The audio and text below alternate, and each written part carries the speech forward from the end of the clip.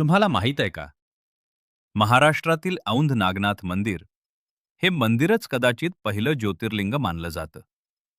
हिंगोली जिल्ह्यातील औंढा नागनाथ टेम्पल हे भगवान शिवांच्या 12 ज्योतिर्लिंगांपैकी एक आहे. पण या मंदिराबद्दल सर्वात आश्चर्याची गोष्ट म्हणजे अनेक लोक मानतात की हेच पहिलं ज्योतिर्लिंग मंदिर बांधलं गेलं होतं. मंदिराची रचना जमिनीखाली असल्यामुळे भक्तांना दर्शनासाठी खाली उतरावं लागतं. असंही सांगितलं जातं की पांडवांनी वनवासात या मंदिराची पुनर्बांधणी केली होती आणि संत नामदेवांशी जोडलेली एक अद्भुत कथा आजही प्रसिद्ध आहे.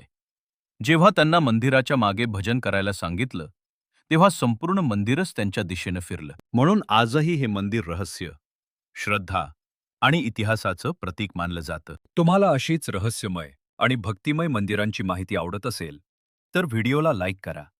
कमेंटमध्ये लिहा हर हर महादेव आणि अशाच मराठी डिवोशनल कंटेंटसाठी चॅनलला सबस्क्राईब करायला विसरू नका.